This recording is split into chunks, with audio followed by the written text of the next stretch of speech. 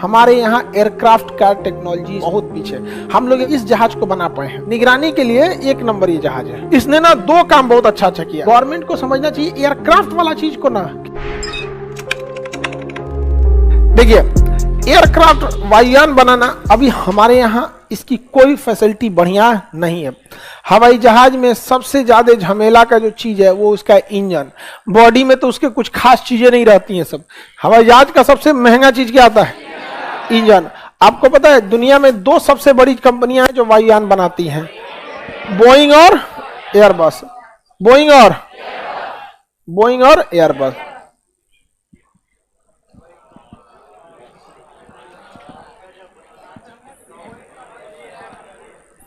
ये तो ऊपर वाला कैसे बनेगा ये?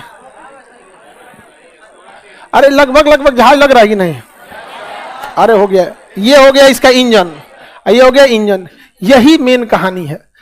बाकी इसमें तो कुछ खास नहीं रहता है, बस एयर कंडीशन लाइट सीट खत्म कर। यहां पर एरोडोम रहता है, रेडोम यहां रडार लगा रहता है, वह काम खत्म। सारा काम इस विंग्स का है। इस विंग्स में लगा होता है फ्यूल, इस विंग्स में होता है ब्रेक, इसमें होता है स्पॉइलर, इसमें होता है एलिरॉन। इस सारा चीज इसी में, दाहिने बाएं ऊपर नीचे सभी विंग्स से होते रहता है। इसमें तो आदमी बस बैठल रहता है, बस इस समय का सबसे ज्यादा झमेला क्या होता है? इंजन। ऊपर नीचे ले जाने के ये स्टेबलाइजर होते हैं। यहाँ पे एक तो वर्टिकल स्टेबलाइजर भी होता है, यहाँ पे एक तो बीचों में इसे लगा होता है वर्टिकल स्टेबलाइजर यहाँ पर। तो इंजन में सबसे महंगा मिलता है।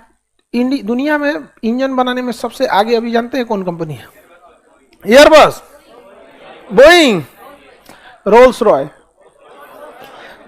कार बनाती है जहाज का इंजन रोल्स रॉय बहुत बेहतरीन इंजन बनाती। इवन बोइंग और एयरबस भी किससे इंजन खरीदते हैं? रोल्स रॉय। बोइंग अपना खुद का भी इंजन बनाता है, ऐसा नहीं है कि वो अपना इंजन नहीं बनाता है। एयरबस भी अपना इंजन बनाता है, लेकिन ज्यादा किसका आ जाता है? रोल्स रॉय का। तो भारत में अभी कोई बढ़िया इंजन नहीं बन पाया। कावेरी पे काम हो रहा है, वो भी किसी खास प्रोग्रेस पे नहीं है। तो हम लोग के पास इंजन नहीं बन पाया इसका अच्छा सा भी। डीआरडीओ इस पे काम कर रही है। यहाँ पे इंजन बनाने का काम क्या है? रोल्स रॉय एक प्राइवेट कंपनी है, बोइंग एक प्राइवेट कंपनी है, एयरबस एक प्राइवेट कंपनी है। प्राइवेट कंपनी किसी को कितनी भी सैलरी दे सकती है, कम भी कर सकती है। उसका कोई अपना ही रूल है। उसका सरकारी नियम के हिसाब से तनख्वाह देंगे। वैज्ञानिक लोग को दरोगा इतना समझ में आ गया कि नहीं आ गया? पता चला जितना वैज्ञानिक का तनख्वाह है ना, ओकरा ज्यादा उसके ऊपर जो है ना कंट्रोल करने आया है, बीपीएससी से गया है, ओकरा ज्यादा कमा ले रहा है। वैज्ञानिक से पूछा कितना प्रोग्रेस हुआ, बेचारा घुसिया जाता है। ये लोग क्या है, प्राइवेट वालों को बहुत पैसे दे देते हैं। तो सरकार को भी इसमें क्या है ना, अपना हाथ पीछे खींच के टाटा, अंबानी, अडानी, महिंद्रा दीजिए ना, यहाँ पर गर्दा उड़ा देगा। यहाँ पर हमारे यहाँ एयरक्राफ्ट का टेक्नोलॉजी जिस हिसाब से हमारा देश है उस हिसाब से बहुत पीछे। हम लोग एक छोटा सा जहाज बना पाए हैं, डॉर्नियर 800। डॉर्नियर क्लासरूम का जितना चौड़ाई है ना, इतने ये एकरों से छोटा है। ये में आ जाएगा डॉर्नियर 5 गो। हाँ जी, छोटा जहाज है, उसमें 8-10 गो आदमी बैठता है। डॉर्नियर रुके दिखाते हैं। अरे प्राइवेटो जेट नहीं है, नेवी वगैरह यूज करती है। नेपाल में निगरानी वगैरह के लिए यूज होता है, श्रीलंका वगैरह के लिए दिया गया है। तो हम लोग अभी उसमें कुछ खास नहीं कर चुके। डॉर्नियर एयरक्राफ्ट यही है कोस्ट गार्ड के लिए। तो इंडियन कोस्ट गार्ड अभी इसको यूज कर रही है।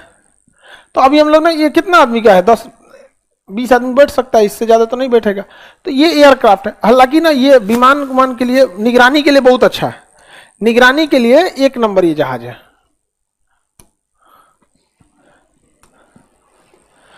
हल्का जहाज है। अच्छा, अब एक चीज और देखिए, इसमें ये स्टेबलाइजर होता है ना, ये दाहिने घूमेगा तो दाहिने। इसमें ध्यान से देखिए, को वायर गया है दिख रहा है जुगाड़।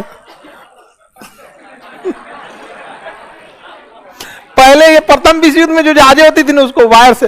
हालांकि अब ये चीजें हो गई हैं, इंटरनल कंप्यूटर से भी ये चीजें सिस्टम हो जाती है।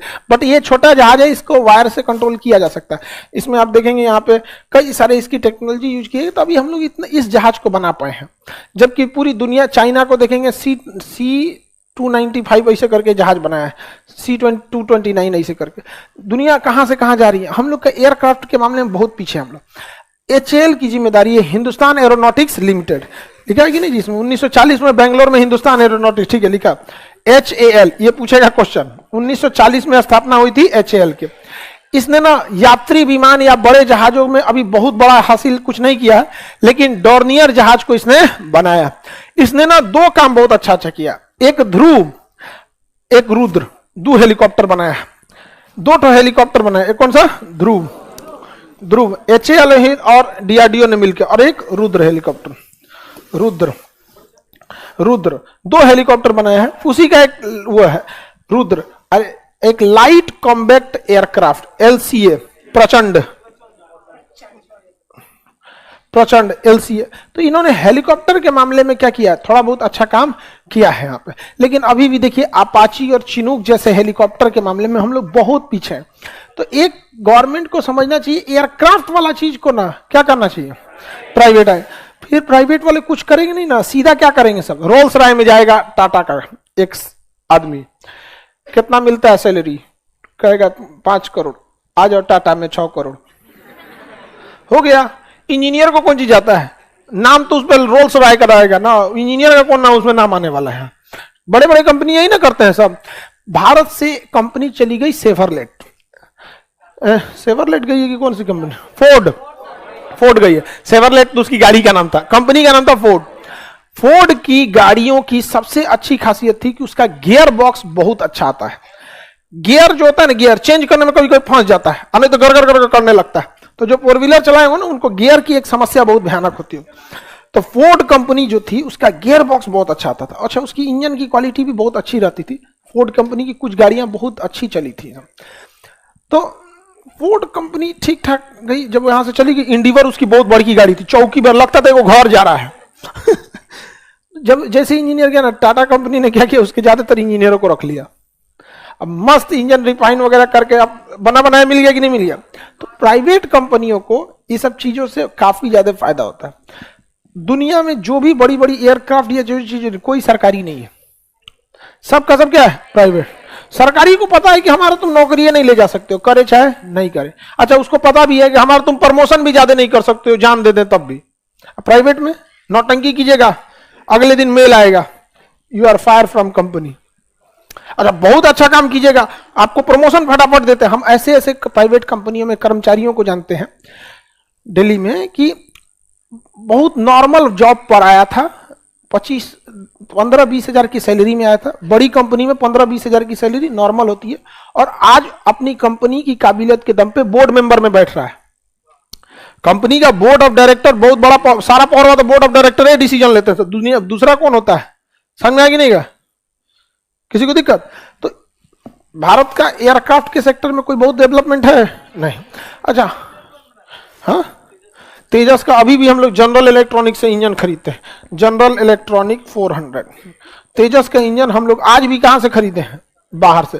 कावेरी इंजन हम लोग फीड किए थे। कावेरी इंजन फीड करने से घाटा हो गया था ना, वाइब्रेशन हो गया था उसमें। अब किसी जहाज में वाइब्रेशन होगा तो पैसेंजर जहाज है तो चलेगा वाइब्रेशन में, लड़ाकू जहाज है वाइब्रेशन हो रहा है, आप निशाना लगाए रुक तो मर तो हम, दिक्कत हो जाएगा। वाइब्रेशन नहीं होना चाहिए वहां पर। तो कावेरी इंजन उतना अभी सक्सेस नहीं है, लेकिन हम लोग कावेरी इंजन पे काम कर रहे हैं।